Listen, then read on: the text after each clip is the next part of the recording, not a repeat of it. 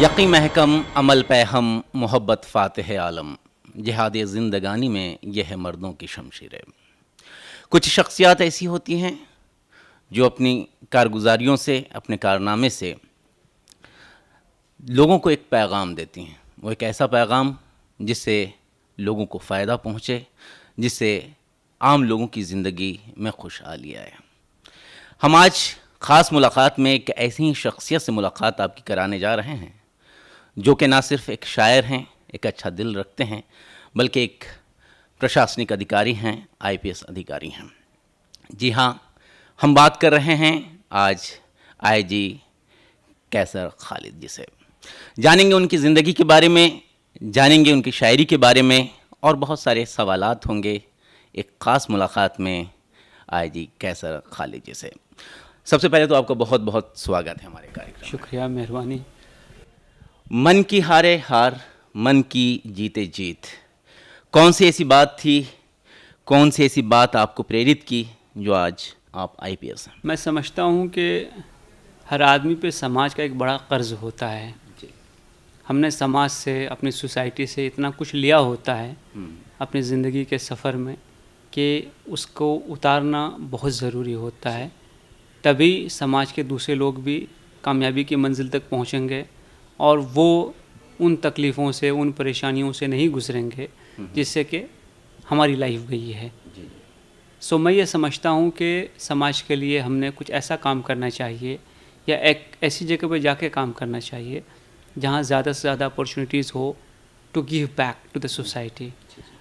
सो मैं समझता हूँ कि सिविल सर्विस और ख़ास तौर से पुलिस सर्विस एक ऐसा महकमा है, एक ऐसा डिपार्टमेंट में है जिससे या जिसमें रहकर आप लोगों की सही मानों में बहुत सारी मदद कर सकते हैं। अब मैं अगर आज ही बताऊं, सुबह से जो लोग मेरे पास आए हुए हैं, अब एक आदमी के साथ चीटिंग हो गई, वो तशरीफ़ लाए। एक आदमी को कॉलेज में कोई प्रॉब्लम है, वो आए। कई फ़ोन्स आए लोगों के। तो हर रोज़ बहुत सारे 20 ऐसे लोग आते हैं जिनका कहीं ना कहीं कोई काम अटका रहता है, कहीं एक्सेस नहीं मिल पाता है उनको, कहीं उनके साथ इंसाफ नहीं होता है, उनकी तकरार नहीं सुनी जाती है, या उनके केस पे जितना वो चाहते हैं कि ध्यान दिया जाए या जितनी उनकी उम्मीद होती है उतना ध्यान शायद ना दिया जाता हो, तो वो आते हैं।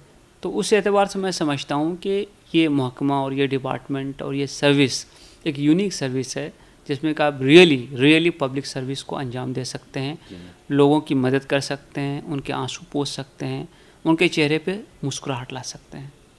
सो इस वजह से ये नौकरी मैंने चुनी।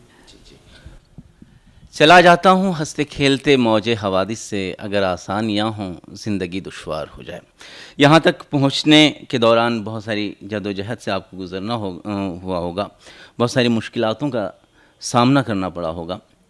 वो सफ़र कैसा रहा, कहाँ से शुरुआत हुई आपकी और किस तरीक़े से आप आगे बढ़े बचपन से लेकर अब तक?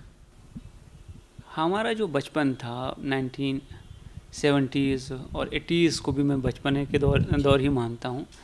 वो बिल्कुल एक डिफरेंट सा वर्ल्ड हुआ करता था। हमारी ज़मीनें थीं, ज़मींदारी थी, बहुत सारे खेत थे जहाँ पे खेती होती थी, लहलहाते सरसब्ज़ शादाब खेत थे। हमारी तरफ तो धान की, जूट की, गेहूँ की, मकई की, ये बहुत सारी फसलें हुआ करती थी। सो आपको मालूम है कि 80s का जो बिहार था उसमें उतना ज़्यादा डेवलपमेंट नहीं था, स्कूल्स कम थे, गाँव में तो और भी कम हुआ करते थे, टीचर्स की क्वालिटी शायद उतनी अच्छी नहीं थी और वहाँ पढ़ने के लिए बहुत ज़्यादा रिसोर्सेज भी नहीं थे। और ये कि पढ़कर ज़िंदगी में आप बहुत कुछ कर सकते हैं, बदल सकते हैं, शायद वो कंसेप्ट भी वीक था। जो पूरा एग्रेरियन इकोसिस्टम था बिहार का उस वक्त, उसमें ये बात थी कि कोशिश कीजिए अगर कुछ हो जाए, छोटी मोटी नौकरी मिल जाए तो मिल जाए, नहीं तो फिर तो खेत है ही, ज़मीन है ही, उसी को उपजाना है। और बहुत एक दूर तक का सपना नहीं देखते थे कभी। और हमेशा ये लगता था कि शायद वो हमारी पहुंच से बाहर है। लेकिन मुझे सपने देखने की आदत थी। मैं हमेशा ये सोचता था कि दुनिया में जो बेहतरीन है या मुल्क में जो बेहतरीन है वो कैसे हुआ, कैसे बना। जब आप लाइफ हिस्ट्रीज़ पढ़िएगा, जैसे लाल बहादुर शास्त्री जी की आप हिस्ट्री पढ़िए, तो वो तो गंगा, उनके पास पैसे नहीं हुआ करते थे, स्कूल उनका दूसरी तरफ था और बीच में गंगा नदी बहती थी। तो वो सर पर किताब बांध कर तैर कर स्कूल जाया करते थे और वहाँ पढ़ाई किया करते थे। इसी ढंग से बहुत सारी हिस्ट्रीज मैंने पढ़ी, तो मुझे ये लगा कि अगर आदमी के अंदर जज्बा है, उसके दिल में वो कन्विक्शन है, उसमें मेहनत करने की सलाहियत है और वो ख्वाब देखता है, वो सपने देखता है, तो उसका रास्ता कोई नहीं रोक सकता है।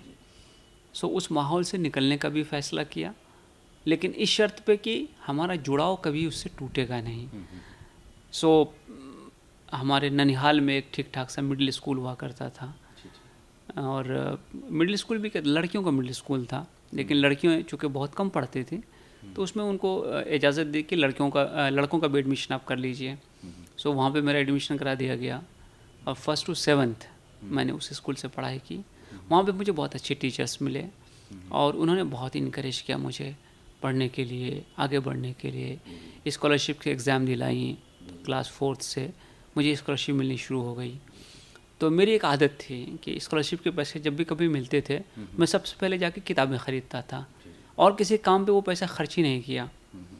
और चूँकि हमारे ननिहाल में पढ़ने का एक बड़ा माहौल था, हमारे मामा लोग जो थे, कोई इंजीनियरिंग में, कोई मेडिकल में, ऐसे चले गए थे। अररिया के कौन से गांव की बात है? मेरा जो गांव है वो उसका नाम है पदमपुर, और मेरे ननिहाल जिस गांव में उसका नाम है बेलवा। तो ये अररिया से करीब 3 किलोमीटर दूरी पे है। सो हमारे जो मामा लोग थे उनकी पढ़ी हुई बहुत सारी किताबें रखी हुई थी घर में, तो मैंने उन किताबों को पढ़ना शुरू किया। तो क्या हो जाता है कि एक छोटे बच्चे को जब एक हायर लेवल की किताब मिल जाती है तो उसमें बड़ा दिमाग लगाता है, वो समझने की कोशिश करता है, और जब उसको समझना आने लगता है तो उसको बहुत खुशी मिलती है। मतलब एक अजीब किस्म की कैथार्टिक एक्सपीरियंस उसको मैं कह सकता हूँ कि मैं किताबें पढ़ रहा हूँ और मुझे खुशी होती जा रही है। मैगजीन्स आती थी तो उस ज़माने में बहुत सारे हुमा, हुदा, फिर पाकिस्तान चल तो बाद में आया, 20वीं सदी हुआ करता था, शम्मा हुआ करते थे, खिलौना हुआ करता था, निगार हुआ करती थी। इस किस्म के बहुत सारी लिटरेरी मैगज़ीन, फिल्मी मैगजीन्स आती थी। तो उनको जब पढ़ने लगा तो और जहन खुलने लगा, और जैसा मैंने पहले अर्ज़ किया था ना कि सपने और देखने की आदत बढ़ गई कि दुनिया में कहाँ कुछ क्या हो रहा है, और हमारे अलावा भी एक दुनिया है या बहुत सारी दुनियाएं हैं जो हमसे बहुत अलग सी भी हैं और मिलती जुलती भी हैं। तो उन अलग सी दुनियाओं में जाना, वहाँ के लोगों को देखना, उनसे मिलना जुलना और उनकी जो अचीवमेंट है उसके लेवल की अपनी अचीवमेंट हासिल करना, मुझे लगता है कि वो एक बहुत बड़ा मोटिवेटिंग फैक्टर था। और उसके बाद कोशिश ये हुई कि फिर जो है जो बेस्ट है लाइफ में उसमें कोशिश की जाए। सो जैसे कि मैंने अर्ज़ किया कि 4th और 6th दोनों में मुझे स्कॉलरशिप मिला। फिर 10th में जब एग्ज़ाम दिया तो मैं बिहार के मेरिट लिस्ट में था, टॉपर्स में था। फिर पटना साइंस कॉलेज में मेरा एडमिशन हो गया। पटना साइंस कॉलेज वो जगह है जो आप सोच सकते थे कि इस किस्म के स्टूडेंट मिलेंगे, इस कैपेबिलिटी के, इस टैलेंट के लोग मिलेंगे, वैसे लोग मिले। और जब उनको देखता था तो मैं यही सोचता था कि अपने अंदर ये अच्छाइयाँ मैं कैसे लेके आऊँ जो इनके अंदर हैं। ये जितना कुछ जानते हैं, जितनी इन्होंने पढ़ाई की है, जो स्पोर्ट्स ये खेल सकते हैं, जिस किस्म से इनकी ऑरेटरी है, जिस किस्म से इनका जनरल नॉलेज है, जिस किस्म से इनकी पर्सनालिटी डेवलपमेंट हुई है, जो कॉन्फिडेंस है, जो पॉइज़ है, ये मैं अपने अंदर कैसे लेकर आऊँ। अब मैं देहात से गया हुआ, गाँव से गया हुआ, छोटे शहर से गया हुआ आदमी, अब पटना तो स्टेट का कैपिटल था और है, और वहाँ पे जब आप अलग अलग किस्म के लोगों को मिलते हैं, देखते हैं, कितने कॉन्वेंट के पढ़े हुए होते हैं, कितने दूसरे बोर्ड्स के पढ़े हुए होते हैं, बहुत अच्छे अच्छे स्कूल से लोग पढ़ के आए हुए होते हैं। और उस दरमियान जब आपको ये पता लगता कि नहीं, इसके बावजूद मार्क्स तुम्हारे ही ज़्यादा हैं, तो मैं बहुत बार सोचता था कि मैं जब एक गांव में, एक देहात में रहकर लालटेन जलाकर पढ़कर यहाँ तक आ सकता हूँ, गाइडेंस नहीं था, कोई पढ़ाने वाला नहीं था, पूछने वाला नहीं था, तो मैं डेफिनेटली इससे भी आगे जा सकता हूँ। तो मैंने गौर करना शुरू किया कि इनमें अच्छाइयाँ क्या हैं और उन अच्छाइयों को मैं कैसे अपने अंदर लेके आऊँ। सो वो उन अच्छाइयों को अपने अंदर लाने की शुरुआत की, सीखना शुरू किया, समझना शुरू किया, और धीरे धीरे मैं देखता गया कि वक्त ऐसा आता गया कि अल्लाह का शुक्र है मैं उनसे बहुत आगे आ गया। सो मैंने ये इस चीज़ को समझा कि एक बहुत बड़ी एसेट होती है इंट्रोस्पेक्शन। अपने आप को जांचते रहना, अपने आप को परखते रहना, अपने बारे में विचार करते रहना, कि मैं ज़िंदगी में आज जिस मुकाम पे हूँ वहाँ से आगे मैं कैसे जाऊँगा, और वो कौन सी अच्छी क्वालिटीज़ है जो मुझे अपने अंदर लानी पड़ेगी, और मेरी वो कौन सी वीकनेसेस हैं जो मुझे कंट्रोल करनी पड़ेगी, कम करनी पड़ेगी। सो वो एक सफ़र था, बड़ा इंटरेस्टिंग सा सफ़र था। हमारे रूममेट्स जो थे हॉस्टल में, उनसे बहुत कुछ सीखा, कॉलेज मेट्स से बहुत कुछ सीखा। और उसमें मैंने ये भी देखा कि उसी दौर में बहुत सारे लोग वेवार्ड हो गए, उन्होंने अपने रास्ते अलग कर लिए, पढ़ाई छोड़कर और दूसरे कामों में लग गए, और वो रास्ते में कहीं ना कहीं पीछे रह गए। सो फोकस, कंसंट्रेशन, डिटर्मिनेशन, अपने मंजिल की तरफ निरंतर चलते रहना, और इन तमाम चीज़ों पे सोचना शुरू किया, उनको अपनाना शुरू किया। और जब भी मौका मिलता था तो किसी अच्छे आदमी की सोबत में जाके बैठता था, उनकी बातें सुनता था, उनको देखता था, अच्छा लिटरेचर पढ़ता था। तो धीरे धीरे क्या हुआ कि वो सफ़र जो है वो आसान होने लगा। और जैसा मैंने अपने किसी इंटरव्यू में भी जिक्र किया है कि सीनियर्स मिले बहुत सारे अच्छे। तो एक सीनियर ने तो ये सजेस्ट किया कि बेटा +2 में, 11th-12th में ग्रेजुएशन की, और ग्रेजुएशन में पोस्ट ग्रेजुएशन किताब पढ़ना शुरू करो। अब उस वक्त बड़ा ये अहमकाना मशवरा लगता होगा, लेकिन मैंने सोचा कि अगर ये हमसे ज़्यादा पढ़ा लिखा है, हमसे सीनियर है, तो ज़रूर कोई ना कोई बात इनके अंदर रही होगी। तो शुरू में जब पढ़ना शुरू किया तो ऑब्वियसली वो मुश्किल था, हार्ड था, टफ़ था। लेकिन जैसे जैसे आप पढ़ने लगेंगे ना तो क्या बात हो जाएगी कि आपको कमांड आने लगेगा। जब आप किसी कंसेप्ट को एक्सप्लेन करेंगे लोगों को, कोई बात करेंगे, तो आपको आपके कंटेम्प्रेरी जो लोग हैं, जो क्लासमेट्स हैं, बैचमेट्स हैं, उनसे ज़्यादा नॉलेज हो जाएगी, और उसका एडवांटेज होता है, उसका फ़ायदा होता है, आप चीज़ों को बेहतर समझते हैं। तो उस एतबार से मैंने पढ़ना शुरू किया। बड़ी मेहनत लगी, बहुत कोशिश करनी पड़ी, लेकिन वो कर लिया। तो फिर चूँकि जैसे मैंने आपको कहा था कि सपने देखना बहुत ज़रूरी है, तो कहाँ जाना है ज़िंदगी में, तो हमेशा ये ख्याल था कि समाज में इनजस्टिस बहुत ज़्यादा है, हमने एक ऐसी सर्विस को ज्वाइन करना चाहिए जहाँ पे रहकर आप लोगों को इंसाफ दिला सकें, इनजस्टिस को रोक सकें, उनके हक़ की लड़ाई लड़ सकें। सो पुलिस सर्विस से बेहतर कोई सर्विस नज़र नहीं आई। सो ख्याल ये किया कि नहीं, अपने को इसी में जाना है। और इसीलिए जब सिलेक्शन हो गया तो हमने फिर एग्ज़ाम भी नहीं दिया, और कोई ख्वाहिश भी नहीं की दूसरी सर्विस की, इसी में जुटे रहे। इनफैक्ट वहाँ उस ज़माने में बिहार में एक बड़ा कंसेप्ट हुआ करता था कि +2 साइंस से करने का है, उसके बाद ह्यूमैनिटीज़ पढ़ना चाहिए, वो सिविल सर्विस के लिए बेटर है। अब हमने भी सोचा कि यही कर लेते हैं। सो ग्रेजुएशन +2 होने के बाद, 12th होने के बाद मैंने अपना दाखिला पटना कॉलेज में करवा लिया। वहाँ पे मैंने ज्योग्राफी सब्जेक्ट पढ़ी। ज्योग्राफी था मेरे साथ, पॉलिटिकल साइंस थी, सोशोलॉजी थी, ऐसे सब्जेक्ट्स थे, और ज्योग्राफी में मेरा मेजर था, ऑनर्स। तो ज्योग्राफी को जब पढ़ना शुरू किया तो सही माने में और ज़िंदगी के बहुत सारी चीज़ें खुलने लगीं। जिस चीज़ को हम देखते हैं वो वहीं क्यों है, ऐसी ही क्यों है, कौन से प्रोसेसेस हैं, कौन से फैक्टर्स हैं। तो पढ़ाई क्या होता है कि ये ना सिर्फ कि आपको आगे बढ़ने में मदद करती है, बल्कि आपके जहन के दरवाज़ों को खोल देती है, आपके दिमाग को ना वुसअत देती है, आपके विजन को बढ़ा देती है। और अच्छी पढ़ाई सही माने में आदमी को इंसान बना देती है। तो फिर वहाँ से जो है वो सफ़र आगे चलता रहा। तो फिर उसके बाद दिल्ली भी आपका जाना हुआ, दिल्ली में भी कुछ? अब जबकि आपको मालूम है कि बिहार में क्या सेशंस लेट होते हैं, तो हमारा तो ग्रेजुएशन का सेशन 2 साल लेट हो गया। तो फिर मैंने कैलकुलेशन किया कि भाई अगर मैं पोस्ट ग्रेजुएशन पूरा करूं तो मुझे कितने अटेम्प्ट के लिए चांस बचता है। तो ऐसा लगा कि कट टू कट हो जाएगा। सो मैं दिल्ली चला गया, और मैंने वहाँ सिविल सर्विस की तैयारी शुरू की।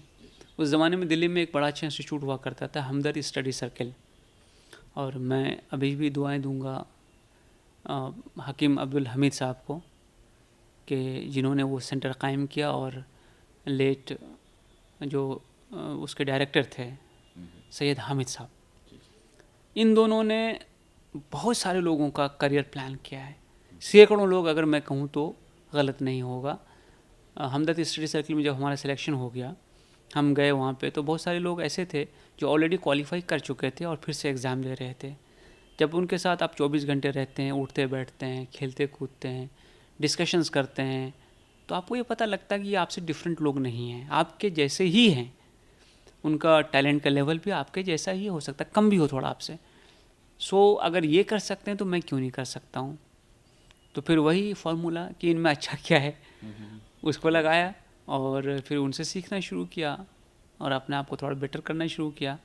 और हमदर्द में रहकर मुझे वो एटमॉस्फेयर मिला जिसकी वजह से जिसको आप कहते हैं कि आपकी स्किल शार्प हो जाते हैं और आपका कॉन्फिडेंस बढ़ जाता है और आपको एग्ज़ाम टैकल करने का तरीक़ा आ जाता है। और शायद यही सब वजह रही कि आपको देश भर में 115वां रैंक हासिल हुआ। ऊपर वाले की मेहरबानी है, थोड़ी अपनी मेहनत भी है और गाइडेंस। और मैं सैयद हामिद साहब का ख़ास तौर से यहाँ पे फिर नाम लूँगा, उनका गाइडेंस रहा। वो जो भी स्टूडेंट थे वहाँ पे ना, उनमें जो अच्छाइयाँ थी, जो स्ट्रेंथ था, उसको वो पहचानते थे। वो बीच बीच में हम लोग को बोला कि थोड़ा दम भी देते थे एक सवाल है आपसे, आपने बहुत अच्छी एक बात कही कि पढ़ाई आदमी को इंसान बना देता है। और हमारे कुरान शरीफ की जब शुरुआत हुई नाजिल, जब वो कुरान शरीफ हो रहा था, पहला हुर्फ इक़रा था। बावजूद इसके आज मुस्लिम कम्युनिटी की अगर बात करें आप, तो कहीं ना कहीं हमें बचपन से ही ये सिखाया जाता है या बताया जाता है, या कम्युनिटी के ज़्यादातर लोगों का ये मानना होता है कि पढ़ लिख कर के क्या करेगा, नौकरी तो मिलेगी नहीं, रोज़ी रोज़गार में अब से ही लगा दो। बचपन से ही वो स्कूटर की दुकानों में, इस तरह की दुकानों में तमाम वो चीज़ें आ जाती है जिससे पढ़ाई कहीं ना कहीं रुकती नज़र आती है। और लड़कियों के बारे में तो माइंड ही सेट होता है। इस पर आप क्या कहेंगे? देखिए, सबसे बड़ी जो प्रॉब्लम है मुस्लिम कम्युनिटी में वो है होपलेसनेस, उम्मीद की कमी। जबकि कुरान में कहा गया कि ला तुक़नितू मिन रहमतिल्लाह, कि अल्लाह की रहमत से कभी मायूस मत हो। और जैसा आपने ख़ुद जिक्र किया कि ये दीन तो शुरू हुआ है इक़रा से, पढ़। और मैं अक्सर कहता हूँ कि पढ़ने से आदमी का जहन खुलता है, उसको दुनिया और आखिरत सब समझ में आती है और उसको ये समझ में आता है कि वो ख़ुद क्या और खुदा क्या है और उसका खुदा से रिश्ता क्या है। मैं अक्सर अपने स्पीचेस में कहता हूँ, अल्लाह चाहता तो कोई और आयत उतार देता कि मैं खुदा हूँ, ये रसूल हैं, नमाज़ पढ़ो, रोज़े रखो, हज करो, ज़कात दो। ये आयतें नहीं उतरी। पहली आयत इक़रा इसलिए उतरी है कि इन तमाम चीज़ों के लिए इक़रा ज़रूरी है। आप पढ़ोगे तभी आप समझोगे इन तमाम चीज़ों को, और सही रास्ता, मॉडरेट रास्ता, इंसाफ का रास्ता, ये आपको समझ में आएगा, जो कि इस्लाम सिखाता है। तो ये होपलेसनेस जो है, ये दीन का कंट्रीब्यूशन नहीं है, ये आपके हिस्टोरिकल इवोल्यूशन का कंट्रीब्यूशन है। 1857 का जो गदर हुआ, जो फर्स्ट वार ऑफ इंडिपेंडेंस हुआ, उसमें बेतहाशा तादाद में मुस्लिम मारे गए। इन लोगों ने लीड लिया था दिल्ली में और बहुत सारी जगहों पे। इनको चुन चुन के ख़त्म किया गया, इनकी जायदादें जब्त कर ली गई और इनको बिल्कुल रोड पे लाके खड़ा कर दिया गया।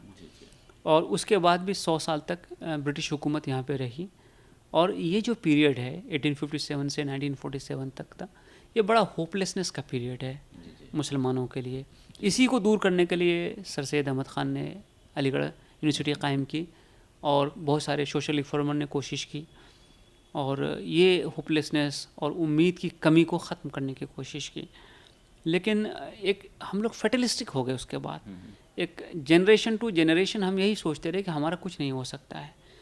और मैं समझता हूँ कि इस वजह से उस कंसेप्ट को, उस माइंडसेट को कम्युनिटी से बाहर निकालना बहुत ज़्यादा ज़रूरी है। ये मुल्क हम सभी का है, इसके ग्रोथ में हम सबका, इसके डेवलपमेंट में हम सबका शेयर है और ये शेयर हासिल करने के तरीक़े कॉन्स्टिट्यूशन में बता दिए गए हैं। मैं जिस रास्ते को अपना कर आज यहाँ इस पोस्ट पे बैठा हूँ, वो भी एक तरीक़ा है। डॉक्टर्स बनना एक तरीक़ा है, इंजीनियर बनना एक तरीक़ा है, बड़े बड़े नौकरियों में जाना एक तरीक़ा है, अपना बिज़नेस इस्टेब्लिश करना एक तरीक़ा है। लेकिन चूँकि होपलेसनेस है तो हम ये समझते हैं कि जो क़ैद हमने ख़ानदानी तौर से अपने ऊपर लाद ली है ख़ुद से। बल्कि यहाँ पे मैं एक एग्ज़ाम्पल दूँगा जो मैंने एक जगह पढ़ा कि हाथी का बच्चा जब छोटा होता है तो उसको लोहे की ज़ंजीर से बांधा जाता है। वो बड़ी कोशिश करता है उसको छुड़ाने के लिए, लेकिन चूँकि ज़ंजीर मज़बूत होती है तो वो छूट नहीं पाती है और बच्चा इस माइंडसेट का हो जाता है कि मैं चाह कर भी, कोशिश करके भी इस जंजीर को तोड़ नहीं पाऊँगा। जब वही बच्चा बड़ा हो जाता है, बड़ा हाथी हो जाता है, बहुत पावरफुल हो जाता है, तब उसको सिर्फ एक रस्सी से आप बांधोगे तब भी वो कहीं नहीं जाता है, क्योंकि उसके जहन में, दिमाग में ये बात बैठ गई है कि वो इस जंजीर को तोड़ नहीं सकता है। अगर इस जंजीर को हम तोड़ नहीं सकते हैं तो फिर हम इंसान अपने आप को क्यों समझें कि अल्लाह ने तो लातादाद कैपेबिलिटीज हमारे अंदर डाली हैं। कुरान में बार बार कहा गया तुम गौर क्यों नहीं करते, तुम फिक्र क्यों नहीं करते, तुम इस चीज़ को क्यों नहीं देखते। अभी इकबाल, जिसको कि हम शायर इस्लाम के लक़ब से भी याद करते हैं, उन्होंने कहा सितारों से आगे जहाँ और भी हैं, अभी इश्क़ इम्तिहान और भी हैं। तो जहाँ तो सितारों से आगे भी बहुत है, लेकिन हम अगर अपने आप को साइकोलॉजिकली ग़ुलाम बना लें और ये समझें कि हम इस जंजीर को तोड़ नहीं सकते, तो हमारी गलती है। तो मैं बहुत सारा जो अपना एजुकेशनल एक्सटेंशन का प्रोग्राम करता हूँ, करियर गाइडेंस का प्रोग्राम करता हूँ, मैं ये कहता हूँ कि मैं तो देहात से, गाँव से आया हुआ आदमी हूँ। मैं अगर रहकर वहाँ कोशिश कर यहाँ तक पहुँच सकता हूँ, तो आप तो शहरों में रहते हैं, आप तो मुझसे बहुत आगे जा सकते हैं। और कोई ऐसी सलाहियत नहीं है जो कि औरों के अंदर हो और आपके अंदर नहीं है, ऐसा बिल्कुल नहीं है। शर्त है कोशिश करने की, और कोशिश चूँकि हम नहीं करते, इसीलिए हम लेम एक्सक्यूज़ेस ढूंढ के लाते हैं कि साहब हमारे साथ तो नाइंसाफ़ी होती है, हमको तो मार्क्स नहीं दिए जाते, हमको तो इंटरव्यू में छांट दिया जाता है। मैं आपको 2 दर्जन ऐसे ऑफिसर्स के बारे में बता सकता हूँ जो कि अपने बैच में यूपीएससी के इंटरव्यू में सबसे ज़्यादा नंबर लेकर आए। मैं खुद अपने बैच में हूँ, मेरे से ज़्यादा नंबर इंडिया में किसी को नहीं है। मैं फैज़ कदवई को जानता हूँ, 96 बैच के 255 नंबर लाए थे 300 में, जो कि मेरे ख्याल से एक रिकॉर्ड होगा। तो बेशुमार ऐसे ऑफिसर्स हैं जिन्होंने कोशिश की और बहुत अच्छा मार्क्स लाए गए। अंसार शेख का भी एग्जांपल देख सकते हैं कि जालना में किस तरीके से गरीबी की हालत में पढ़ करके उन्होंने किस मुकाम तक हासिल किया है। मैं अपना ही एक शेर यहाँ पे कोट करूँगा कि मायूस हो के जहदे मुसलसल न छोड़ना, मायूस हो के जहदे मुसलसल न छोड़ना, ज़ख्मों के बाद हाथों में गौहर भी आएंगे। तो ज़ख्म तो लगेंगे पहले, लेकिन उसके बाद गौहर आएंगे। ऐसे बहुत कम खुश नसीब होते हैं जिनकी लॉटरी लग जाती है। दुनिया में जितने भी लोग बड़े हुए और आज बड़े हैं, उनकी ज़िंदगी अगर हम निकाल के देखेंगे तो आप समझ जाएंगे कि इन्होंने कितनी कोशिश की है, कितनी मेहनत की है, तब जाकर वहाँ तक पहुँचे हैं। तो ज़िंदगी तो किसी के लिए भी अल्लाह ने आसान नहीं रखी, अपने नबी के लिए आसान नहीं रखी। नबियों पे तो और ज़्यादा आजमाइश आई है। तो अल्लामा इकबाल साहब कहते हैं कि उक़ाबी रूह जब बेदार होती है जवानों में, नज़र आती है उनको अपनी मंजिल आसमानों में। तो कहीं ना कहीं हमें मंजिल की तरफ बढ़ना चाहिए, तो ख़ुद ब खुद मंजिल हमारी तरफ चल के आएगी कि मंजिल के जुस्तजू में क्यों घूमता है राही, इतना अजीम बन जा कि मंजिल तुझे पुकारे। तो इस माइंड सेट को बदलने की ज़रूरत है, मुसलमानों को ये सोच बदलने की ज़रूरत है कि हमारा कुछ हो नहीं सकता, हम नौकरी नहीं मिल सकती, हमें आगे बढ़ने का मौका नहीं मिल सकता। कहीं ना कहीं ये सोच तो बदलने की ज़रूरत है। अब आप सोचिए ना, अगर मैंने ऐसा सोचा होता, मेरे पेरेंट्स ने ऐसा सोचा होता, तो मैं आज क्या होता? मैं खेती कर रहा होता जाके गांव में। मैं अगर आज यहाँ पहुँचा हुआ हूँ, और बेशुमार ऐसे स्टूडेंट्स हैं जिनको मैं जानता हूँ जो कि अपनी कोशिश से, अपने हौसले से, अभी अंसार का आपने जिक्र किया, इस साल 2 बच्चे वहाँ से निकले हैं, नूह सिद्दीकी और सलमान। अभी मुलाकात हुई मेरी सलमान से, वो तो बकरियाँ चराता था। उसने खुद जिक्र किया, अभी कल्याण में हम लोग एक करियर गाइडेंस कैंप में गए हुए थे, उसने जिक्र किया अपनी स्पीच में इस बात का कि सर मैं तो बकरियां चराता था, वहाँ से आज एक IAS ऑफिसर को बन सकता है। तो हम तो शहरों में रहते हैं, हमारे पास तो स्कूल्स अवेलेबल हैं, best of the coaching available है, गवर्नमेंट सपोर्ट करती है, तो हम क्यों नहीं कर सकते हैं? यही सवाल, इसी से जुड़ा हुआ सवाल है हमारे, ये आगे का सवाल है कि बहुत सारे लोग होते हैं जो चाहते हैं कि वो आगे बढ़ें, मगर जो फाइनेंशियल प्रॉब्लम उनके साथ होती है और कहीं ना कहीं उनके पीछे रहनुमा नहीं होता, गाइडेंस करने वाला नहीं होता है, तो उनको आज के दौर में क्या तरीक़ा इख्तियार करना चाहिए, कहाँ से उन्हें मदद मिल सकती है और कैसे वो आगे बढ़ सकते हैं? देखिए, चूँकि मैं ख़ुद अपनी ज़िंदगी को जानता हूँ, मैं ग्रेजुएशन तक तो मुझे स्कॉलरशिप मिलती रही, और जब मैं हमदर्द स्टडी सर्किल में था तब भी गवर्नमेंट ऑफ इंडिया की तरफ से ग्रांट मिला करता था।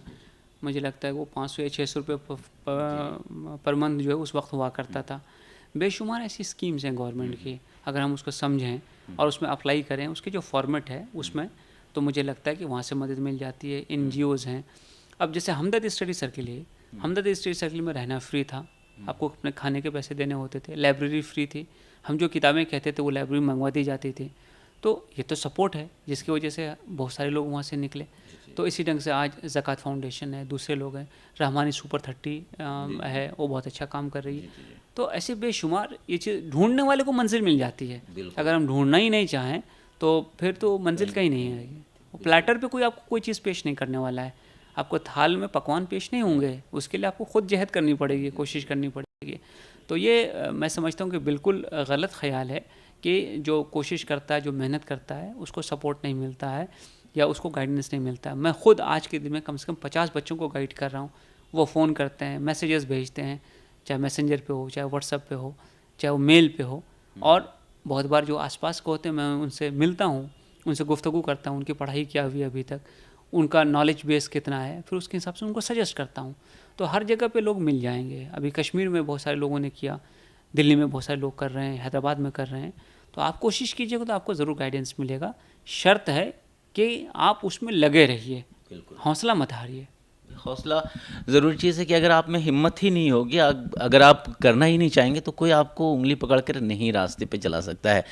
शर्त यह है कि आप मेहनत कीजिए, खालिद कैसर खालिद जैसे लोगों से मिलिए, उनकी किताबों को पढ़िए, उनकी जीवनी को पढ़िए, तो खुद ब खुद जो रास्ते हमवार होते जाएंगे, रास्ते खुलते जाएंगे। और शायद यही सब वजह है कि आपके बाद जो है एक सिलसिला बन पड़ा है। और देखते हैं कि आज नौजवान बहुत बड़ी तादाद में, अभी छोटी थोड़ी सी तादाद है मगर बड़ी तादाद में आते जा रहे हैं और एक मिसाल बनते जा रहे हैं।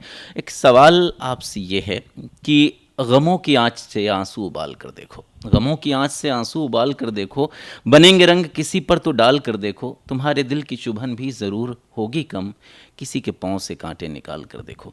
तो ये शख्सियत रही है आपकी कि आप लोगों के दुख में काम आते हैं। भावनात्मक रूप से अगर लोग, जज्बाती लोग जो आगे नहीं बढ़ेंगे तो कड़े निर्णय नहीं ले सकते हैं। जब कड़े निर्णय लेते हैं तो भावना उसमें शामिल ही होती है। तो कहीं ना कहीं जो आपकी जज्बाती होने का ये अमल रहा कि आप शायर हैं। मैं समझता हूँ कि हर आदमी को हसास होना चाहिए, सेंसिटिव होना चाहिए। और बहुत बार जब कंप्लेंट मेरे पास आते हैं तो मैं अपने आप को उनकी जगह पे रख के सोचता हूँ कि अगर मेरे साथ हुआ होता तो मुझे कैसा लगा होता। और मैं उस वक्त जिस अथॉरिटी के पास जाता तो मैं उनसे क्या एक्सपेक्ट करता कि वो मेरे लिए क्या करें। तो मुझे अपने आप उसका जवाब मिल जाता कि मैंने इस शख्स के लिए क्या करना चाहिए। सो इसने हमेशा मुझे गाइड किया है। और मैं समझता हूँ कि बुनियादी तौर से हम हैं तो इंसान। मेरा ही एक शेर है जो मैंने लिखा है कि यह है दौरे हवस लेकिन ऐसा भी क्या, यह है दौरे हवस लेकिन ऐसा भी क्या, आदमी कम से कम आदमी तो रहे। तो आदमी को आदमी रहना बहुत ज़रूरी है। उसके अंदर जो इंसान वाली खसूसियात हैं वो होनी बहुत ज़रूरी है। तो इंसान वाली खसूसियात क्या क्या हैं? पहली बात तो है कि आदमी को आदमी के काम आना चाहिए। और जब मैं आदमी की बात कर रहा हूँ तो मैं किसी मज़हब, किसी फ़िरक़े, किसी नस्ल, किसी ज़ुबान, किसी इलाक़े, किसी शक्ल, किसी सूरत, किसी रंग की बात नहीं करता हूँ। हर वो शख्स जो इंसान है वो इंसान है, उससे आपका एक भाई का रिश्ता है और ये भाईचारे का रिश्ता दिखना चाहिए।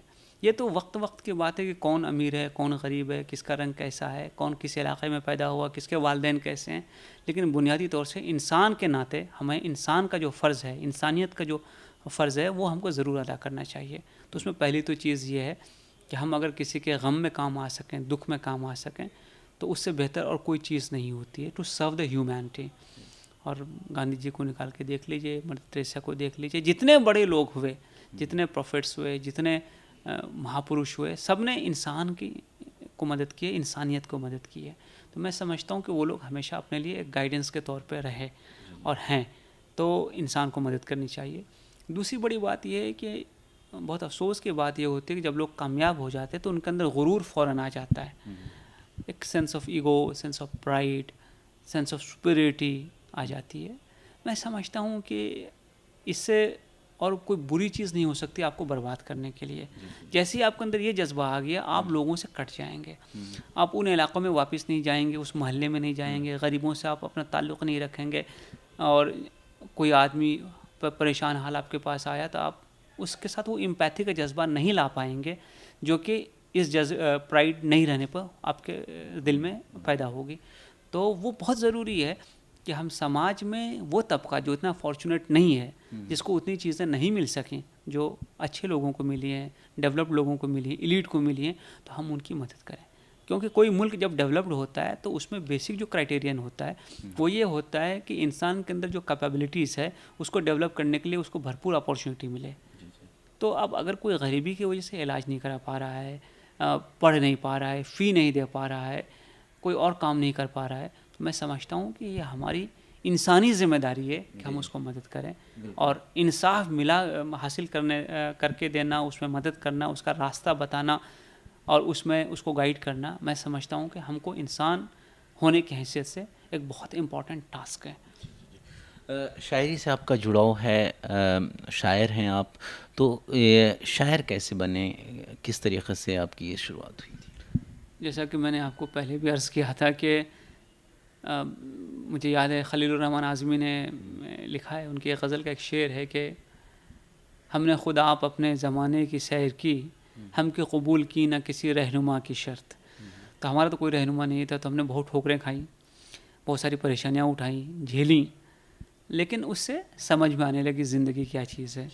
तो जब आप इन हालात, कैफ़ियत, जज्बात से गुज़रेंगे तो आपके ज़हन में ख़्याल आएगा, और अगर आप हसास हैं, आपका दिल चीज़ों से अफेक्ट हो जाता है, थोड़ी देर के लिए क्यों ना सही, तो आप में कुछ ना कुछ एक क्रिएट करने का जज्बा पैदा होगा।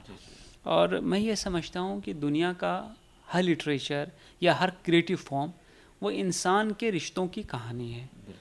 इंसान का सबसे बड़ा रिश्ता उससे खुद से होता है, उसका कि मैं अपने आप को पहचानता हूँ कि नहीं पहचानता, मैं कौन हूँ, मैं क्या हूँ। अब मेरा ही एक शेर है कि यकीन है यूँ तो मुझे भी क्या आदमी हूँ मैं, यकीन है यूँ तो मुझे भी क्या आदमी हूँ मैं, दरून ज़ात मगर ख़ुद से अजनबी हूँ मैं। तो मैं अपने आप को नहीं पहचानता मैं क्या हूँ। तो एक तो रिश्ता ये होता है, फिर आपकी फैमिली से आपका रिश्ता होता है, आपके समाज से होता है, आपके मुल्क से होता है, दुनिया से होता है, आपके माहौल से होता है, जिस इन्वायरमेंट में आप रहते हैं उससे होता है, तमाम तर चीज़ जो आप देखते हैं उससे आपका एक रिश्ता है। और हर नावल, हर कहानी, हर पेंटिंग, हर पोइट्री, हर क्रिएटिव फॉर्म उसी का एक एक्सप्रेशन है, इंसानी रिश्तों की कहानी है। सो इंसानी रिश्तों की कहानी आप जिस फॉर्म में कहना चाहें कह सकते हैं। तो मेरे लिए पोइट्री जो है वो ज़्यादा नेचुरल फॉर्म थी। तो अब जैसे मैं आपसे गुफ्तगू कर रहा हूँ, आपके बारे में मैंने अभी सुना, आपने बताया, तो आपका जो सफ़र रहा है उसके बारे में भी चंद ख्याल है मेरे। जहानाबाद में जाके आया हूँ, एक माहौल था, एक वक्त था, बड़ा नक्सल अफेक्टेड एरिया था। वहाँ एक एसपी साहब हुआ करते थे, गनी मीर साहब, वो हमदर्द के प्रोडक्ट थे, अभी कश्मीर में चले गए वो। तो मैं उनसे भी मिल के आया। वहाँ पे एक जेल ब्रेक बहुत मेजर हुआ है, बहुत सारी चीज़ें, रोड कैसे हैं, गड्ढे कैसे हैं, ट्रेन की लाइन कैसे रेलवे रोड के बाजू से जाती है। तो उन तमाम चीज़ों को वो एक पूरा का पूरा मंजर मेरे अभी नज़रों के सामने है। तो कहीं ना कहीं उससे कोई ख्याल, कोई जज्बा पैदा होगा, और जब वो तहरीक आएगी तो कुछ ना कुछ शेर में वो ढल जाएगी। तो एक तो चीज़ ये है। दूसरी चीज़ ये है कि जब मैंने शायरी शुरू की और काफ़ी कुछ लिख चुका था, तो एक उस्ताद को मैंने दिखाया, तो उन्होंने देखा, काफ़ी ध्यान से देखा, और कहने लगे कि एक मशवरा दूं। मैंने कहा जी बिल्कुल बताइए। तो उन्होंने कहा कि आप ऐसा कीजिए कि अभी तक आपने जो लिखा है, जो कि करीब पूरी डायरी भर गई थी, उसको काट दीजिए और फिर से लिखिए। मैं दंग उनको देखता रहा, पूरी मेहनत। और लेकिन मैं गुस्सा नहीं हुआ। मैंने पूछा क्यों। उन्होंने ये कहा कि देखिए आपके अंदर सलाहियत है, लेकिन इसको जितनी मेहनत आप करेंगे, इसको जितना निखारने की कोशिश करेंगे, ये उतना निखरेगा। तो जैसे हीरे के अंदर तो चमक होती है, लेकिन उसको काटना पड़ता है, तराशना पड़ता है। और मुझे याद है माइकलएंजेलो ने एक बार कहा था कि वो बहुत बड़ा मूर्तिकार था, उसने ये कहा था कि मूर्तियाँ तो पत्थर में पहले से मौजूद होती हैं, हम तो सिर्फ उनको तराश के निखार देते हैं। सो उन्होंने ये कहा कि आप तराशने का जो है वो जारी रखिए अमल, और इससे आपकी शायरी में निखार पैदा होगा। और मैंने वाक़यतन वो पूरा काट दिया। वो डायरी अभी मेरे घर पे रखी हुई है। ख़याल को नहीं काटा, लेकिन उसकी जो एक्सप्रेशन थी उसको फिर से कहने की कोशिश की। और अल्लाह का शुक्र है कि मेरी 2 किताबें अभी तक आ चुकी हैं।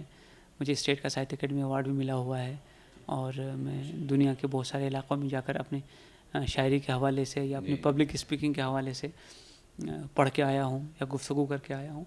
तो वो एक अमल जो है वो चलते रहता है, चलने वाली दौर है, आगे बढ़ती रहेगी। पुलिस के नज़रिए से एक सवाल है कि जिस तरीके से हमारी रोज़ की ज़िंदगी में पुलिस से सामना होता है, ट्रैफिक के माध्यम से, चेकिंग के माध्यम से, किसी हादसे के माध्यम से, कोई घटना के माध्यम से, तो हम पुलिस के प्रति अपने नज़रिए को फ़ौरन बना लेते हैं, और फ़ौरन बनाए हुए नज़रिए में कहीं ना कहीं नकारात्मकता नज़र आती है। तो क्या आपको ऐसा लगता है कि इस छवि को, पुलिस की इस छवि को, नकारात्मक छवि को बदलने की ज़रूरत है, और उसके लिए क्या कदम उठाए जाने की ज़रूरत है? अगर आपने मुन्ना भाई फिल्म देखी होगी, जो पहली फिल्म थी मुन्ना भाई सीरीज़ की, तो उसमें जो डीन है उसने अपने एक लेक्चर में कहा था, कॉलेज के जो प्रिंसिपल होते हैं, कि मैं अपनी बच्ची का एडमिशन, अपनी बच्ची का ऑपरेशन खुद नहीं करूँगा, क्योंकि इमोशन की वजह से मेरे हाथ कांप सकते हैं। सो पुलिस में क्या होता है कि चूँकि हम उन्हीं चीज़ों को रोज़ देखते हैं जो कि लोगों पे कभी कभी गुजरती है, वही मारपीट, वही ज़ख्मी, वही मर्डर, वही रेप, वही सारी चीज़ें। तो बदकिस्मती से होती है कि थोड़े दिन के बाद हम थोड़े से इम्यून होने लगते हैं, हमारे अंदर की जो सेंसिटिविटी और एम्पैथी है वो कम होने लगती है, और हमारे सामने जो आदमी आता है हम उससे जब ट्रीट करते हैं, उससे जब गुफ्तगू करते हैं, तो शायद जिस हिसाब से करनी चाहिए, जिस सिंपैथी से करनी चाहिए, वो नहीं कर पाते हैं। इस वजह से क्या होता है कि जो हमारे दिल में जज्बा अगर उनकी मदद करने का भी हो तो हम मैसेज वो कन्वे नहीं कर पाते हैं। अब जैसे मैं खुद एग्जांपल दूं कि हमारे ट्रेनिंग के दरमियान हमें एक बार पोस्टमार्टम दिखाने के लिए ले जाया गया उस्मानिया जनरल हॉस्पिटल हैदराबाद में। अब आप कभी चले जाइएगा फॉरेंसिक मेडिसिन वार्ड में, तो उनके लिए तो पोस्टमार्टम रोज़ का काम है, तो वहीं लाशें रहती हैं और सब चीज़ वहाँ जमा रहते हैं, उसी में वो खा पी भी रहे होते हैं, उसी में वो अपने ऑफिस का काम भी कर रहे होते हैं। अब हम जब गए तो हमको स्टेंच आने लगी, बदबू आने लगी, हमने बड़ी मुश्किल से कंट्रोल करके हम अंदर तक गए। उसके बाद एक एक्सीडेंट हुआ था, 4 लोग उसमें मर गए थे। अब एक लेडी की लाश लाई गई और हमें बताने जाने लगा कैसा है। तो अभी ऑब्वियसली जब पोस्टमार्टम होता है तो आपको मालूम है कि कैसे बदन को खोला जाता है, कपड़े कैसे काट दिए जाते हैं। तो मेरे जहन में ये ख्याल आने लगा कि क्या इंसान इसी के लिए जीता है कि उसका अंजाम ये हो। और सच बताऊं वो वक्त मेरे बड़ा मुश्किल का गुजरा मुझ पे, और कई दिनों तक मुझे खाना नहीं खाया गया।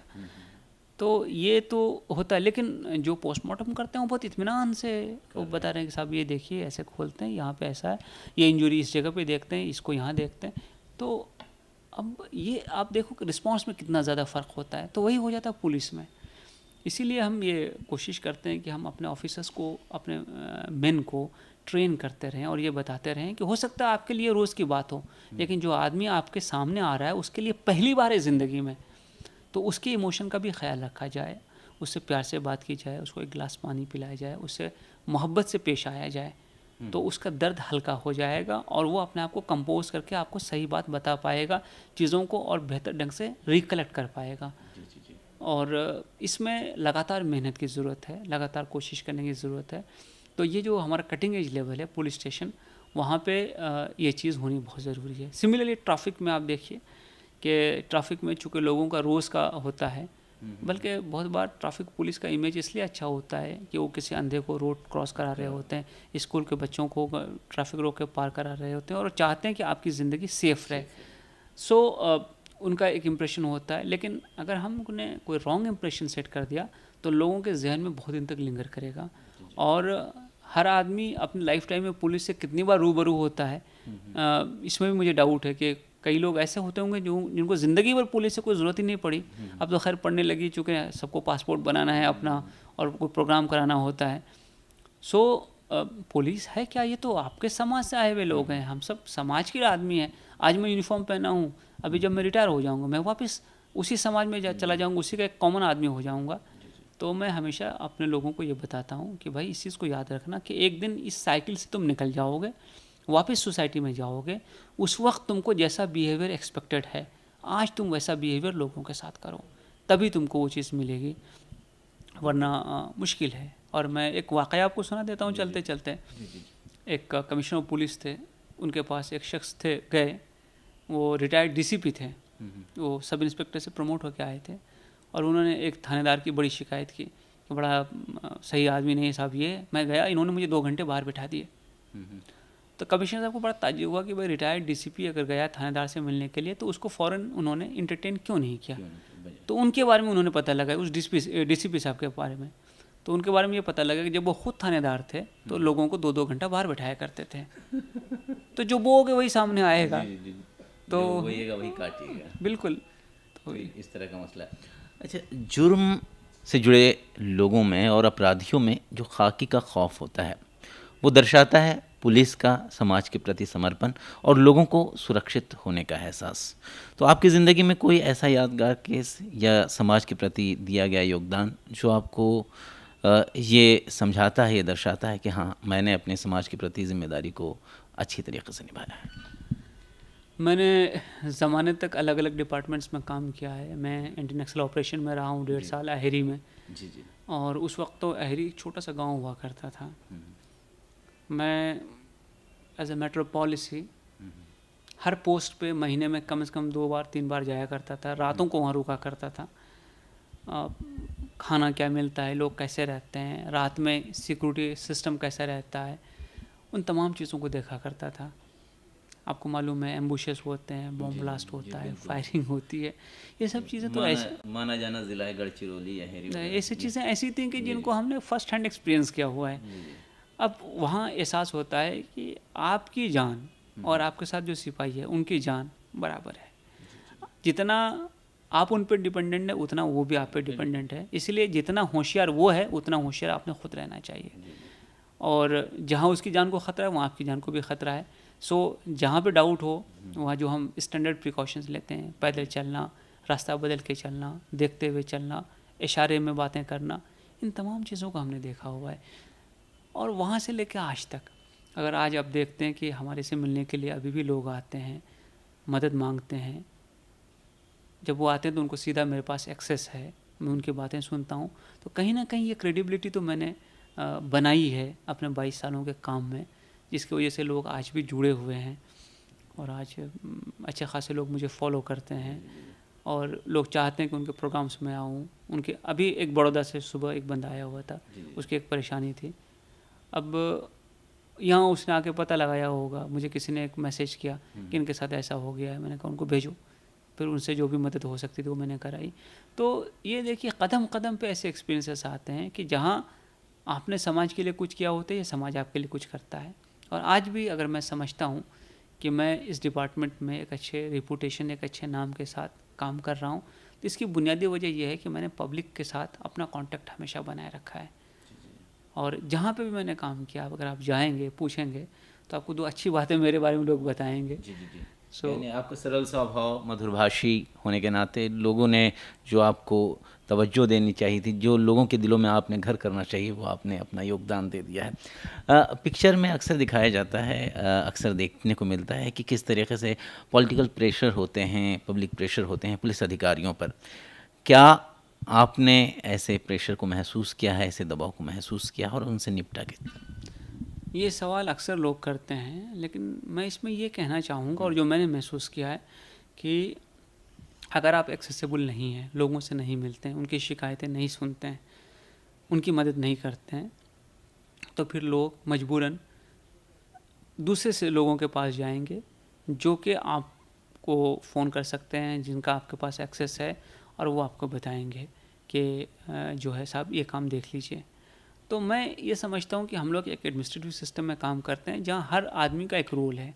एक रोल आपके पॉलिटिकल रिप्रेजेंटेटिव का है, एक रोल एडमिनिस्ट्रेटिव मशीनरी का है, एक रोल NGOs का है, एक रोल पब्लिक की दूसरी तंजीमें हैं उनका है। और मैं समझता हूँ कि आप अगर एक्सेसिबल रहे और आप में लोगों के पास मदद करने का जज्बा रहा, तो लोग आप वो किसी के पास जाएगा, वो रेफ़र कर नहीं उनके पास चले जाओ, वो साहब मदद करते हैं। और आपकी एक रिपूटेशन ऐसी हो जाती है कि नहीं, इनके पास जाने से मेरी सही माने मदद होगी और मुझे सच्चाई से बताया जाएगा कि भाई आपके केस में क्या चीज़ है। तो प्रेशर ऐसा कुछ नहीं होता है, लेकिन अगर आप खुद लोगों को आने नहीं देते हैं, मिलते नहीं हैं, उनकी शिकायतें नहीं सुनते हैं, तो नेचुरली लोग दूसरों के पास जाएंगे और फिर उसके थ्रू आपके पास आएंगे। तो ये तो अपने पैर पे कुल्हाड़ी मारने वाली बात है कि मैं पब्लिक सर्विस में हूँ, मैं लोगों की सेवा के लिए यहाँ हूँ और मैं ही लोगों से नहीं मिल रहा हूँ।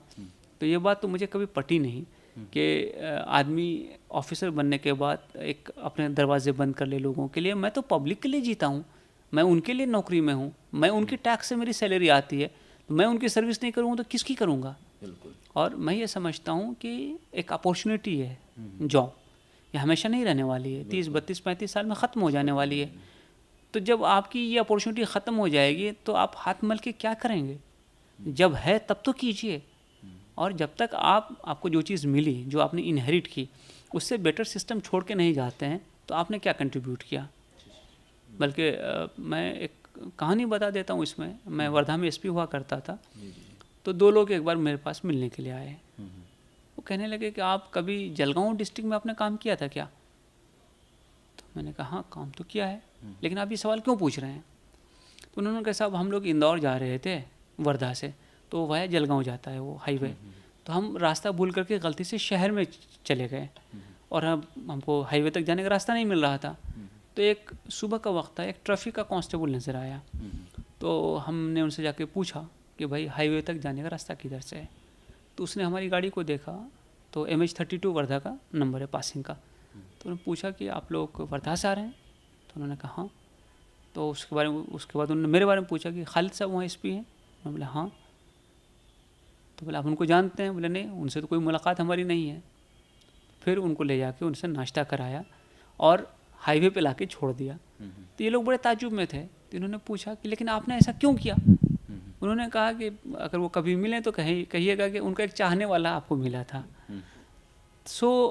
ये है जिसको हम हिंदी में या मराठी में पुण्याई कहते हैं, गुडविल।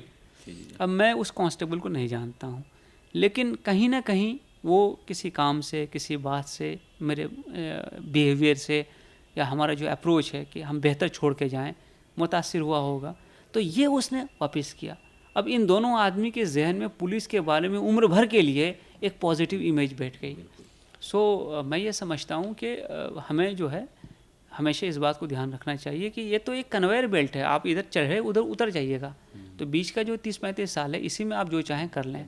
या तो आप अपने को एलीट बना लीजिए और सबसे नाता कट कर लीजिए, या फिर आप समाज को कुछ देने की कोशिश करें, उसको एक बेहतर जगह बना के जाएं, ताकि कभी आप जब आंख बंद हो रही हो ना और अपनी पूरी ज़िंदगी का नक्शा आपके सामने आया हो, तो आपको दुख नहीं हो, अफसोस नहीं हो, मैं चाहता तो ये कर सकता था लेकिन मैंने किया नहीं। बाद में अफसोस ना हो, इसलिए जो वक्त आपको मिला है उसमें कुछ ऐसा काम कर जाएं कि आपके बाद भी ये नाम आपके साथ रहे, कुछ किए हुए काम आपके साथ रहें।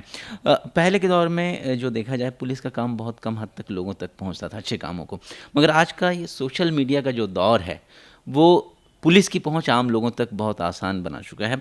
और कहीं ना कहीं यही वजह है कि आज जो हैं पुलिस अफसर युवाओं के रोल मॉडल बनते जा रहे हैं। जैसे आप शिवदीप लांडे की बात करें, मनु महाराज की बात करें, या फिर बहुत सारे ऐसे ऑफिसर हैं, तो आप भी उनमें से एक शामिल हैं। तो सोशल मीडिया ने कहाँ तक इस किरदार को, अपनी भूमिका को निभाई? देखिए, सोशल मीडिया जितना पॉजिटिव है उतना निगेटिव भी हो सकता है। जहाँ अच्छाई तुरंत फैलती है वहीं बुराई भी तुरंत फैलती है। लेकिन अगर आपकी जड़ ना हो ना, तो आप बड़ा पेड़ कभी भी नहीं बना सकते। तो आप मीडिया में कुछ भी देख लें, लेकिन जब आप सामने आइएगा और हमको उससे अलग पाइएगा, जो इमेज आपने मीडिया में देखी है, तो आप बहुत ही डिससेटिस्फाइड होकर वापस जाइएगा और 10 आदमी को बताइएगा। तो मैं समझता हूँ कि सबसे ज़्यादा ज़रूरी ये है कि हमारा जो बिहेवियर पैटर्न है, हमारा जो अप्रोच है लोगों के लिए, उनके प्रॉब्लम्स के लिए, वो अप्रोच ऐसा हो कि जिसकी वजह से जो भी आदमी आपके कांटेक्ट में, टच में आए, उसके अंदर एक ऑप्टिमिज़म पैदा हो और वो वहाँ से थोड़ा सा सुकून लेके जाए। हाँ जी, हम गए थे, मेरी बात सुनी गई, इन्होंने कोशिश की है। और मैं सॉल्व हो ना हो, मगर कोशिश तो ज़रूर की और सही तरीके से। मैं हमेशा कहता हूँ, देखो भाई, सच के 3 बाजू होते हैं, 3 साइड्स होते हैं, तुम्हारा साइड, मेरा साइड और सच का साइड। मैं एक साइड सुन रहा हूँ, मैं इसमें ये करवाऊँगा कि मैं इसकी तफ्तीश करवाऊँगा, इसकी इंक्वायरी करवाऊँगा, और हक़ क्या है ना हक़ क्या है वो पता लगा करके जो हक़ है उसके बाजू में काम किया जाएगा। तो वो आदमी भी इसको राज़ी रहता है, वो कहता है कि हाँ साहब आप बिल्कुल सही कह रहे हैं। तो बहुत इंपॉर्टेंट चीज़ ये है कि आपका एक तो बिहेवियर जो है वैसा हो, दूसरा कि ये कंटिन्यूअस हो। ऐसा नहीं कि आपने 2 टाइम 4 टाइम कर लिया, उसके बाद छोड़ दिया, आप एरोगेंट हो गए, बदतमीज़ हो गए और फिर वो चीज़ जारी रहेगी। और तीसरी बात ये है कि आपकी जो पहचान हो वो आपकी क्वालिटीज़ पे हो, ना कि आपके लुक पे, आपके ड्रेस पे और चीज़ों पे हो। तो मैंने हमेशा कोशिश ये की मेरी पहचान मेरे काम से बने। तो जहाँ पे भी मैंने काम किया, डिस्ट्रिक्ट्स में काम किया है, कमिश्नरेट में काम किया है, स्टेट रिजर्व पुलिस फोर्स में काम किया है, तो वहाँ पे अब मैं एक छोटा सा एग्जांपल आपको बताता हूँ। मैंने कुछ दिन स्टेट सिक्योरिटी कमीशन में काम किया है। आपको मालूम है कि जहाँ पे पुलिस प्रोटेक्शन नहीं मिलता है, वहाँ पे स्टेट सिक्योरिटी कॉरपोरेशन से लोग तैनात किए जाते हैं। मैं 1 महीने के लिए था, तो उस वक्त टाटा मेमोरियल हॉस्पिटल बॉम्बे में है, वहाँ पे 2 से 12 लोगों की मैंने तैनाती कराई उनकी सिक्योरिटी के लिए। हॉस्पिटल का बहुत बड़ा कॉम्प्लेक्स है। तो हमारे एक रिटायर्ड कमिश्नर थे, डीजी साहब भी, डीजी भी रहे हाउसिंग, अरूप पटनायक। एक बार वो किसी कैंसर के पेशेंट को लेके वहाँ पे गए, तो उनकी आदत थी कि बल्कि वो कांस्टेबल से बात करते हैं, तो उन्होंने वहाँ जो बच्चे थे सिक्योरिटी कॉर्पोरेशन के उनसे बात की, तो पूछने लगे क्या है कैसा है, तो उन्होंने मेरे बारे में कहा कि खालिद साहब ने हमको यहाँ पे पोस्ट कराया है। उन्होंने मुझे वहाँ से फ़ोन किया, अरे बच्चों से मैं मिला, बड़े खुश थे और तुम्हारा नाम ले रहे थे। तो असल हमारी जो ये कहिए कि हासिल है ना, वो ये है कि अगर हम किसी के काम आ सकें। अब 212 लोगों की फैमिली को रोज़गार मिल गया वहाँ पे। अब छोटी मोटी हमारी कोशिश रही होगी, लेकिन अगर उस वजह से समाज में कुछ अच्छा हो रहा है, किसी का घर चल रहा है, किसी के घर में राशन आ गया, 4 आदमी पढ़ने के लिए चले गए, स्कूल में चले गए, तो आप समझिए कि उसका इम्पैक्ट सिर्फ उस तक नहीं है, उसके बियॉन्ड भी बहुत सारे लोगों तक है। तो मैं कोशिश ये करता हूँ कि अपने काम से अपनी पहचान बनाऊँ। आप बॉम्बे सिटी में देख लीजिए, मैं डिप्टी कमिश्नर पोर्ट जोन में रहा, मैं एडिशनल कमिश्नर ईस्ट रहा, मैं एडिशनल कमिश्नर ट्रैफिक रहा, मैं एडिशनल कमिश्नर एलए रहा। अब कहीं पे भी जाके पता लगाइएगा तो लोग काम के बारे में कहेंगे कि इन्होंने ये काम किया है। तो मैं कोशिश 2 लेवल पर करता हूँ, एक तो पहचान काम से हो और दूसरी पहचान आपके बिहेवियर से हो, कि आपके पास कोई आदमी आए तो उसको लगे कि हाँ ये एक सिविलाइज्ड आदमी है, इससे आप दूसरी बार भी मिल सकते हैं। दूसरी बार जब मुलाकात होगी तो आप रास्ता काट के निकल नहीं जाइएगा। तो बहुत सारे लोग होते हैं जो इग्नोर कर देते हैं, और बहुत सारे लोग होते हैं जो दूसरों के काम में आ जाते हैं, और कुछ ऐसी शख्सियत आपकी है। जिगर मुरादाबादी कहते हैं कि अपना ज़माना आप बनाते हैं अहले दिल, हम वो नहीं हैं जिनको ज़माना बना गया। चलते चलते यही सवाल होगा कि आपने वो मकाम हासिल कर लिया जो लोगों की ख्वाहिशें होती हैं, हसरतें होती हैं कि हम यहाँ तक पहुँचे। अगले 5 से 10 सालों में आप और कहाँ पहुँचना चाहते हैं, कहाँ अपने आप को देखना चाहते हैं? मैं ये समझता हूँ कि देखिए करियर का तो एक प्रोग्रेशन होता है जो नेचुरल होता है। आपके बैच वाले जब प्रमोट होंगे तो आप भी हो जाइएगा, लेकिन उसके बियॉन्ड मैं ये समझता हूँ कि हम जिस काम के लिए इस सर्विस में आए, इसको हम पब्लिक सर्विस कहते हैं, उस पब्लिक सर्विस का सही हक़ अदा किया जाए, लोगों को इंसाफ दिलाया जाए, लोगों की मदद की जाए। मैं ये भी समझता हूँ और जिसके लिए मैं कोशिश कर रहा हूँ कि समाज में लोगों को एक दूसरे के पास लाया जाए, समाज को जोड़ा जाए। जो हमारा पूरा लिटरेरी इवेंट होता है, पासबान अदब मुंबई और जश्न अदब दिल्ली के बैनर के तहत, उसमें हमारा मोटो, हमारा थीम है हारमनी थ्रू लिटरेचर। हम लिटरेचर से समाज को जोड़ना चाहते हैं, लोगों को नज़दीक लाना चाहते हैं, एक प्लेटफॉर्म पे लाना चाहते हैं। अब कल मैं सीएम साहब का एक वीडियो देख रहा था, एटीएस ने बनाई है, उसमें वो शेर इकबाल का पढ़ा गया, मज़हब ने ही सिखाता आपस में बैर रखना। तो अब ये चीज़ें हैं, ये पैगाम है। अगर आप इस शायरी के ज़रिए आदमी को ये बात कहिएगा तो वो फ़ौरन समझेगा। मैं 1 घंटे की स्पीच दूंगा तो नहीं समझेगा। तो मैं कोशिश ये करता हूँ कि जो समाज हमने देखा था, और जब हम पैदा हुए थे 70s में, तब का हिंदुस्तान कैसा था। मैं तो अक्सर कहता हूँ कि तब तो हम होली में वो एक प्रोसेशन टाइप का निकलता था, ढोल लेकर के हम सारे बच्चे पीछे पीछे चलते थे, या दिवाली में मेला लगता था, हम सारे जाके देवी के दर्शन लेते थे और उसके बाद मेले में घूमते थे। तो हमने तो मज़हब की कोई तफरीक देखी ही नहीं थी। हम तो समझते थे हिंदुस्तान वो मुल्क है जहाँ सब लोग मिलजुल के रहते हैं। तो हम वही कोशिश कर रहे हैं कि समाज नज़दीक आए, लोग नज़दीक आए। आज हम बहुत ज़िंदगी में आगे चले गए लेकिन पड़ोसी को नहीं पहचानते हैं। हम 100 फ्लोर पर रह सकते हैं लेकिन सामने कौन है शायद उसके बारे में हमें कुछ पता भी ना हो। तो दिलों की दूरियां बढ़ गई हैं। भले हम ट्रेन में एक डब्बे में हज़ारों लोग क्यों न चले जाएं, एक बोगी में सैकड़ों लोग क्यों न चले जाएं, लेकिन दिलों की दूरियां बढ़ रही हैं, समझदारियां कम हो रही हैं, एम्पैथी कम हो रही है। तो हमारी कोशिश ये है कि हम समाज को जोड़ें, लोगों को जोड़ें, दिलों को जोड़ें। इसके अलावा मैं ये भी चाहता हूँ कि जो आज का यूथ है जिसमें डिस्पोडेंसी है, होपलेसनेस है, वो हम दूर करें और कोशिश करें कि हमारे जैसे सैकड़ों लोग पैदा हों। मैं जहाँ तक पहुँचा उससे आगे लोग जाएं और मुल्क और समाज का नाम रोशन करें और लोग कहें कि हाँ जी ये हिंदुस्तानी है और इसने ऐसा काम किया। आज एक APJ अब्दुल कलाम की ज़िंदगी हम पढ़ते हैं, सुनते हैं और हम कितना मोटिवेट होते हैं।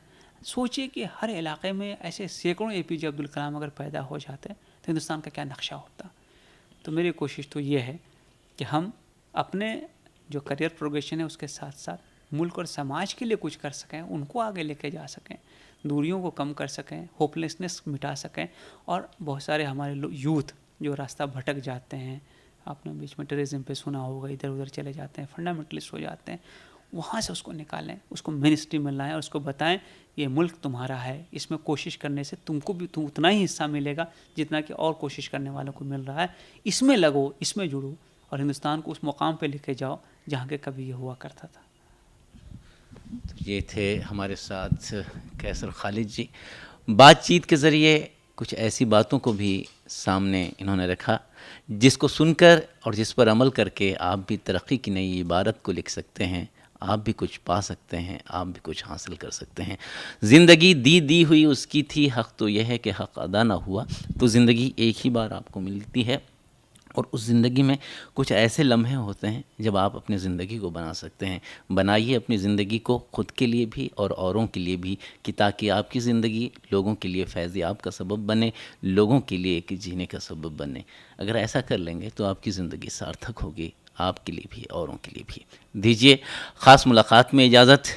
बहुत बहुत शुक्रिया आपका और इंशाअल्लाह उम्मीद करेंगे कि लोग इससे कुछ हासिल करें, कुछ सीखें और कुछ अपना और अपने ख़ानदान, अपने माँ बाप, अपने समाज, अपने धर्म और अपने मुल्क का नाम रोशन करें। खुदा हाफिज़, नमस्कार।